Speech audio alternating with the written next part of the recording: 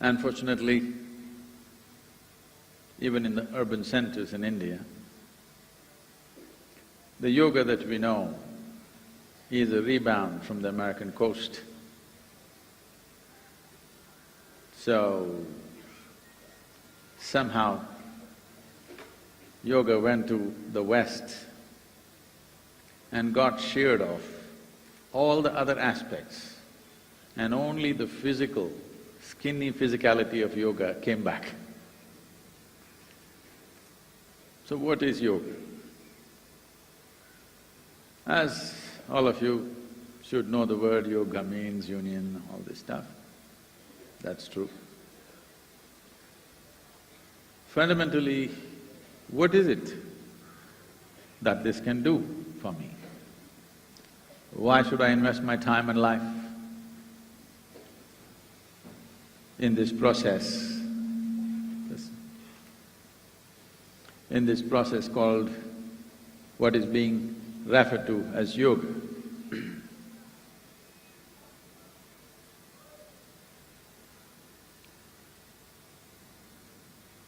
You must understand, in this culture, the science of yoga became so significant and became as important and as defining a factor as it has been in the past. Mainly because this will not be a popular thing to say, but we must know that this is a godless culture. Though we know the technologies of God-making, we know how to manufacture a god. This is the only culture which still remembers that we created God. Everywhere else, people started believing God created them. When I refer to the word God, I'm talking about a certain being or a certain person somewhere up there. Yoga became of supreme importance in the past, in this culture, because this is not a land of believers. This has always been a land of seekers. The basis of seeking is a true seeking can truly happen within you only when there are no assumptions or presumptions within you. Belief means concretization of assumptions that you have made, which may be culturally convenient, but not existentially, it has no relevance. So the science of yoga took precedence over everything else because to seek, you need tools. Without tools, if we try to do something, being the way we are as human beings, our rate of success with anything would be extremely poor. Today we dominate this world. Of all the other creatures, human beings are dominating this world mainly because of our ability to use tools. Otherwise, probably a colony of ants would have dominated us. Well, the most fierce animals that we can think of, tigers, lions, in terms of strength, an elephant, these were all creatures which terrorized humanity of the past. But today, these poor creatures have to be saved from us, simply because of our ability to use tools. We are dominating this planet because of our ability to use tools. There is a screw in this furniture. If I ask you to unscrew this, if you use your hands, you may lose your fingernails and bleed. You can use your teeth, you'll lose some of them, but the screw will not come. But if I give you a simple screwdriver, in a minute you will get it out. This is the power of a tool. So in this culture we realized the significance of tools, not only tools which can transform our external situation, tools which can transform our inner situation. So the many processes of classical yoga are just subjective tools to transform the inner realities of who we are, in body, in mind, in emotion, and on the level of our energies.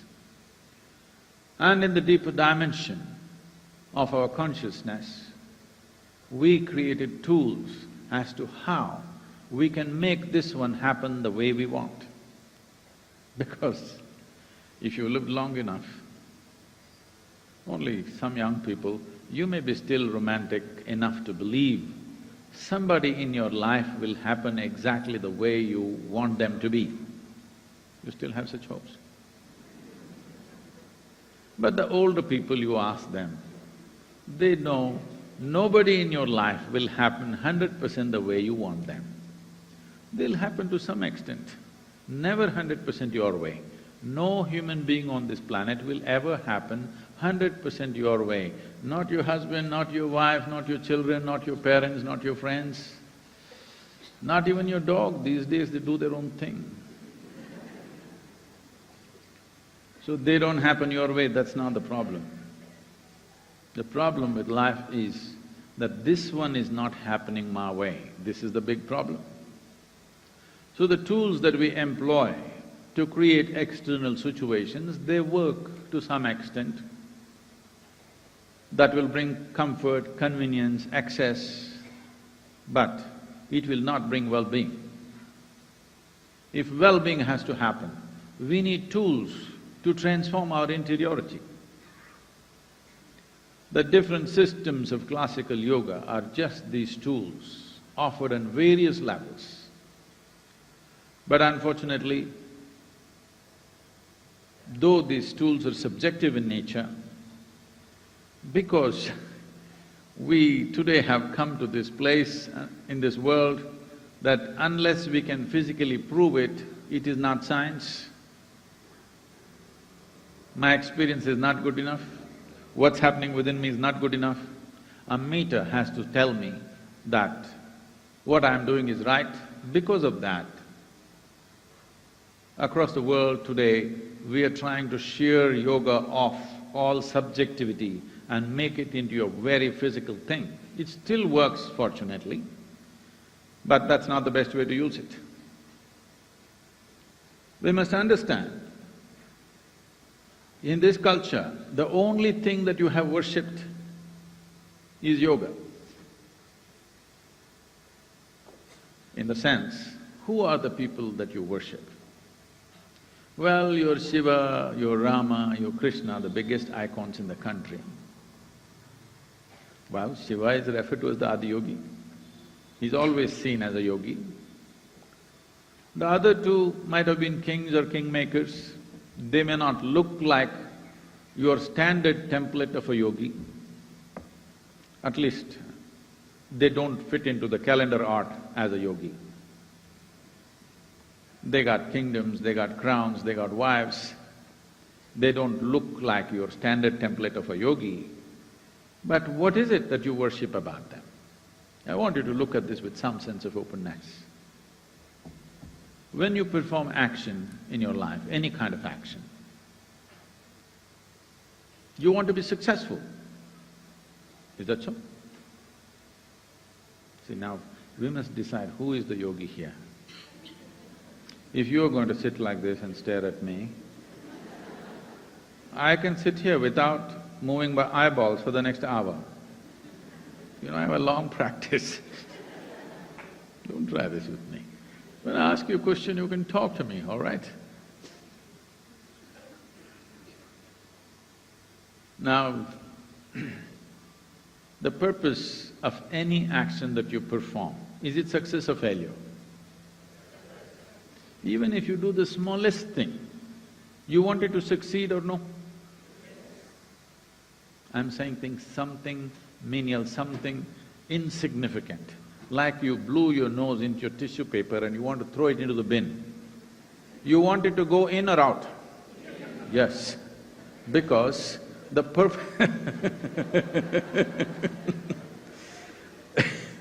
the purpose of any action is success. We don't want to perform action which doesn't succeed. Small or big, it doesn't matter. Significant or insignificant, it doesn't matter. When we do something, we want it to succeed. Success in every way is the sweetest thing in your life, isn't it so? The ideas of success may have gotten skewed up in the world, that's different. But when you perform an action, you want it to be successful. That's the nature. But now you look at the people whom you worship.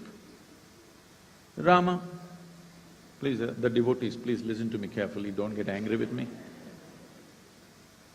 He is born as a rightful king to a major kingdom of the time, but he loses his kingdom for some reason and goes into the jungle.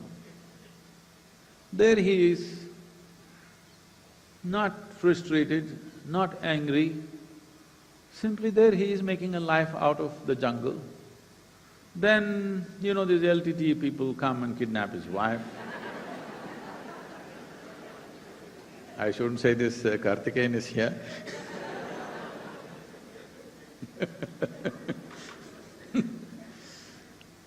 Then he becomes despondent, he loves his wife, so he goes in search of her, goes down, has a bloody battle down there in Sri Lanka, then burns down the entire city, then recovers his wife, political pressures, so he has to put her through the fire test, which he doesn't want to do. Then he brings her back, makes her his queen, again political problems. So again sends her back to the jungle and she's pregnant. Then she delivers children, no sonogram was done, so he does not know whether it's boys or girls, he does not know it's one or two, but she delivers two boys in the jungle. These boys grow up in the jungle, king's children, but they grow up in the jungle. Then unknowingly, he fights a battle with his own children. Then she dies in the forest. You call this a successful life? I'm asking you. No. But we worship him. We worship him not because of his success in the world. We worship him because it doesn't matter what kind of situations life threw at him, he managed who he is perfectly well.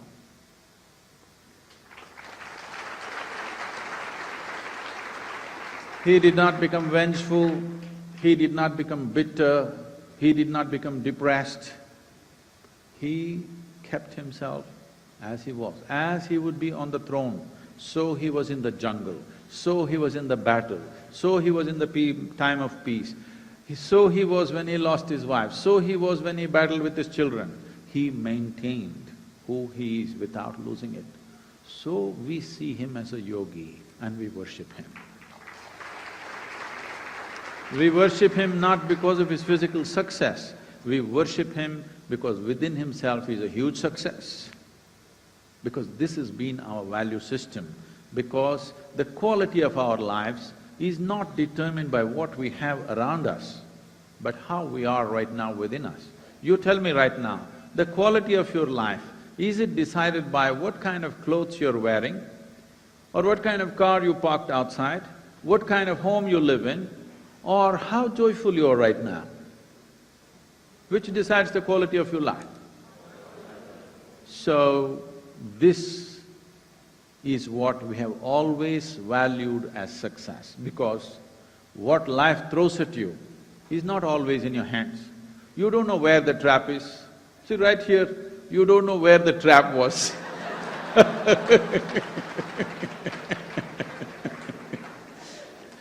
But What life throws at you is not your choice. What you make out of it is 100% your choice. If you're able to exercise this choice till the moment of your death, no matter what life throws at you, you can exercise this choice. How to respond to it, what to make out of it is entirely in your hands. You become worthy of worship. This is why Ramas, Krishnas and Shivas have become worthy of worship, not because of their super success in their life. They didn't succeed. Neither Krishna succeeded, I want you to know. His entire life was committed to bring political process and spiritual process together. He strived hard, he travelled extensively, tried to deal with all kinds of idiots and brutes. Yes, on a daily basis. You have to if you want to do something in the world. But in the end, the entire process ends up in a colossal, disastrous war. His own people get all crazy and he gets killed by that. But we worship him because no matter what happened, he went through it joyfully, untouched. Life can do whatever it wants, but what you do with it is entirely yours. If you exercise this, you are in yoga. The tools of yoga are towards this. It may throw all kinds of traps at you, but everything, you make it into your well-being. That means you are using the tools of yoga. Whether it is in terms of health, physical health, mental health, emotional health or spiritual health. If you are using the necessary tools to create this within yourself, that means you're in yoga. Because essentially this is a tool to go through the world untouched. The simple process of living. What is… please don't torture the child. The simple process of living, just to earn a living, eat, sleep, reproduce and die one day. How much fuss? What else… what else is the most of the population doing? Just this, just to survive, earn a living, wish to reproduce, otherwise you can keep quiet. But how much fuss? How many ways human beings are getting twisted? I don't know to what extent you're exposed to human suffering. Every day I'm meeting thousands and thousands of people. What I see is the variety of suffering that human beings have invented is too phenomenal. You give them anything, they're capable of suffering it. You give them nothing, they'll make enormous suffering out of it. They are poor, they suffer the poverty. Make them rich, suffer the taxes. Uneducated, they suffer lack of access. You put them to school, endless suffering. Not married, they suffer that. Get them married, I won't say anything, I didn't say anything. I didn't say anything. You are the ones, I didn't say anything. No children, they suffer that. Give them children, daily suffering. Show me one thing that human beings are not suffering. Now they will conclude, life is suffering. Life is not suffering. Because what is it that you're suffering? You're capable of suffering something that happened 10 years ago, yes? Yes, yes, yes? Oh, experts, lots of experts And you're capable of suffering what may happen day after tomorrow already. So I want you to understand, you are not suffering life.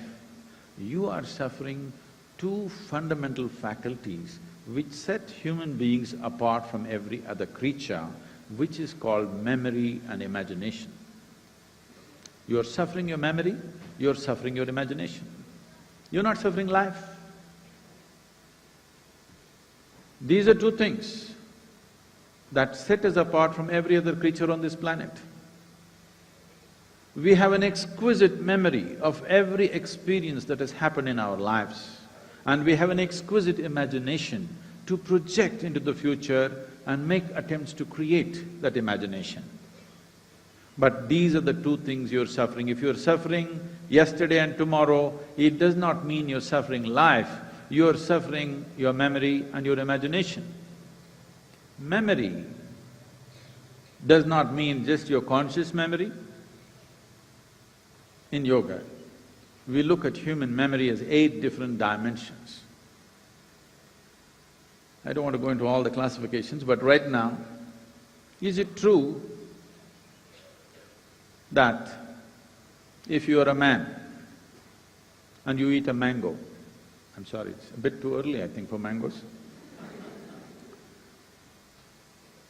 If you eat a mango, this mango goes inside in 2 hours' time, it becomes a man. Yes? That's why it's called a mango.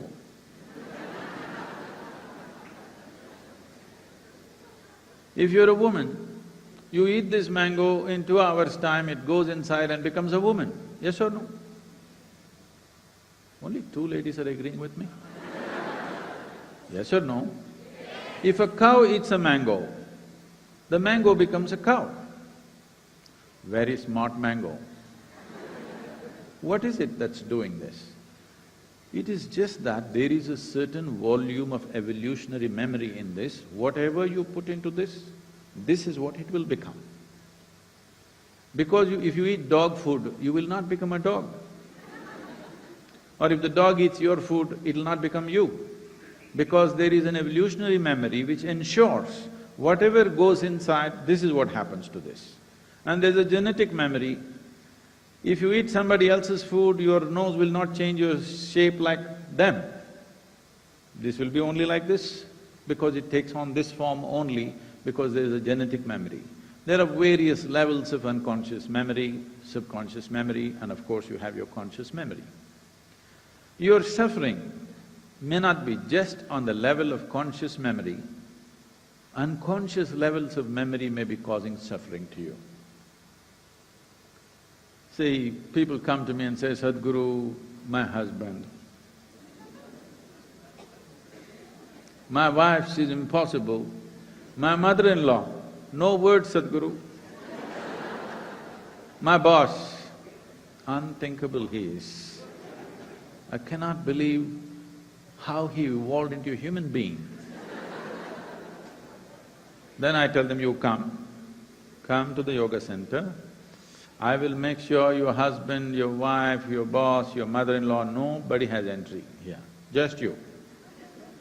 I'll give you a nice place to stay, I'll give you good food to eat. Nothing to do, just be joyful, that's all. I'll make random checks on you. When I check on you, you must be joyful. If you're miserable, I don't believe in feeding misery. There's no point, isn't it? What is the point feeding misery, I'm asking? Now you leave them for 24 hours in one place, oh, they will twist themselves out into all kinds of things. When you're alone, if you're miserable, obviously you're in bad company, isn't it?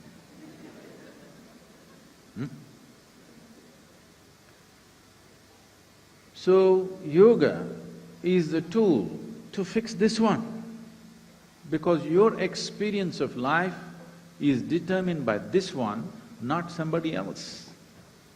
If you fix this one, suddenly being here can be an ecstatic process. Just existence can become absolutely ecstatic. When I say ecstatic, it doesn't mean some flight of something. No, it is a certain level of pleasantness.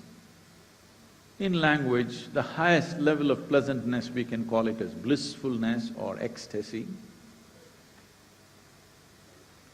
The peak of human experience, generally in English language, is described as ecstasy. I'm saying you can be in the peak of your experience. If your body becomes pleasant, we call this health. If it becomes very pleasant, we call it pleasure. If your mind becomes pleasant, we call it peace. If it becomes very pleasant, we call it joy. If your emotions become pleasant, we call this love. If it becomes very pleasant, we call it compassion. If your very life energies become pleasant, we call this blissfulness. If it becomes very pleasant, we call it ecstasy. If your surroundings become pleasant, we call it success.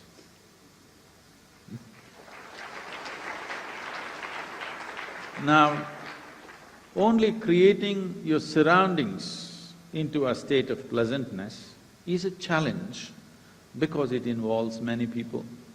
If we want to make this place pleasant, we need all your cooperation, otherwise it's not possible. In some way we must be able to harness everyone's mind, emotion and behavior, then only we can create a pleasant place around us. But to create pleasantness within this, it's just you and you alone. This you must be able to do, isn't it? At least what happens within you must happen your way, that's all I'm asking. Yes or no? The world may not happen your way, but if this happens your way, how would you keep it? Blissful or miserable? Please make a choice, I'm going to bless you right now. For yourself, the choice is always the highest level of pleasantness. What you want for your neighbor may be debatable, but what you want for yourself is crystal clear. But why is this not happening? This is not happening simply because you have not found the appropriate tools. This is the business of yoga, to give you the right kind of tools to create health, to create well-being, to create a joyful way of existence, to make the experience of life truly ecstatic. These are the tools, yoga is the tools for this purpose. We do not know whether you will climb Mount Everest or not. You may not have the legs or the lungs.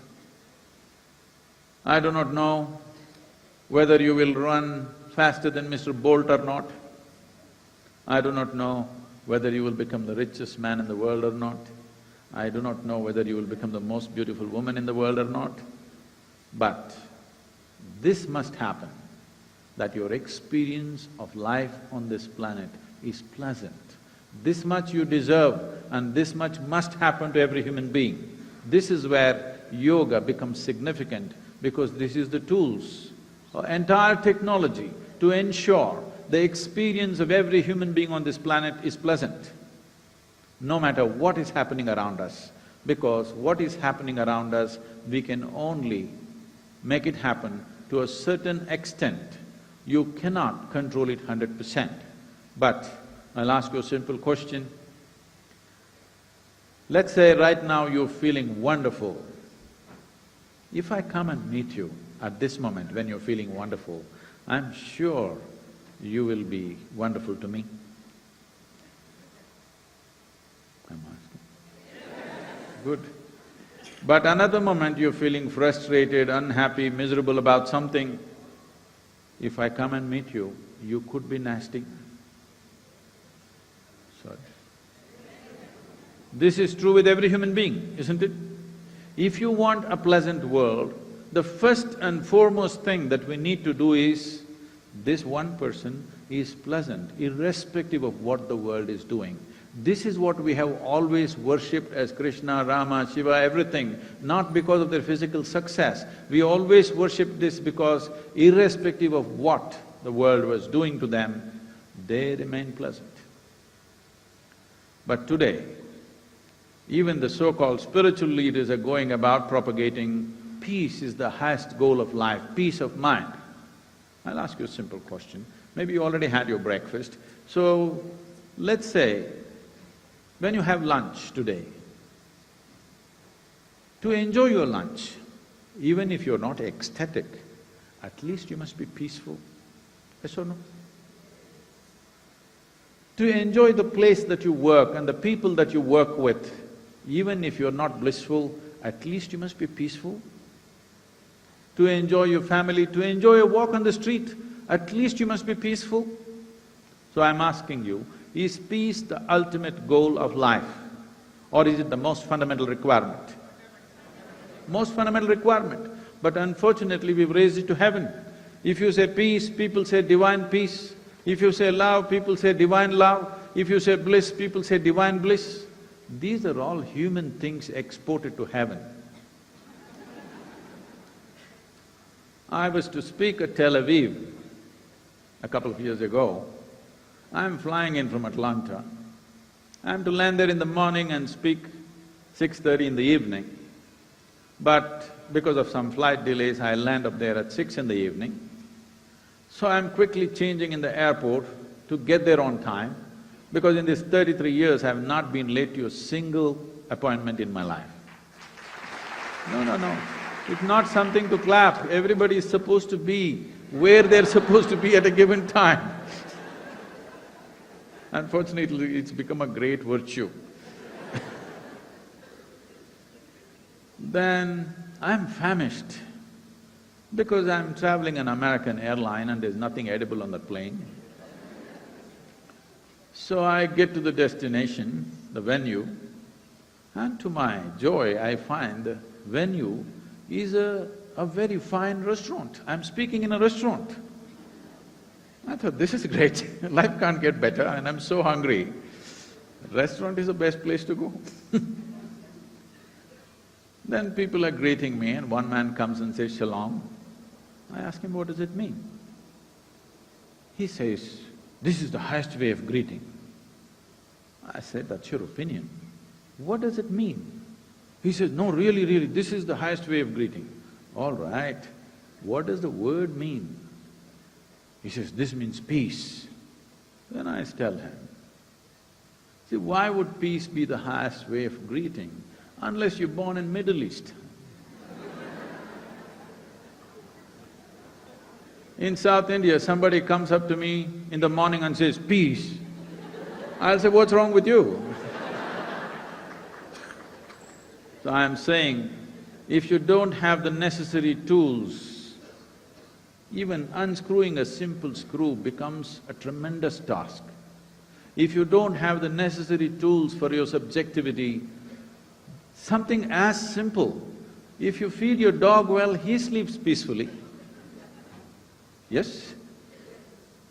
Something that simple has risen to heaven simply because people do not have the necessary tools. What I see is today, as the human intellect sparks, as it is today, more people on this planet can think for themselves than ever before. Once this happens, I see in the next probably 50 to 70 years' time, a time will come when all the solutions in heaven will collapse. Because even if God comes and says something to you, unless it makes logical sense to you, you're not going to do it. Already you're becoming like this, but still you're a little afraid, you're still God-fearing. But in another 25 to 50 years, you will see nobody in this world is willing to do anything unless it makes sense to them. When this happens, when heavens collapse, heaven will collapse, but human longing to experience something more will not go away. I predict in another 80 years' time or 100 years' time, if we don't do a very serious campaign to bring tools of inner well-being for every human being on this planet, 90% of the population will turn to drink and drugs. This is why yoga is of phenomenal significance for the coming generations. Thank you very much.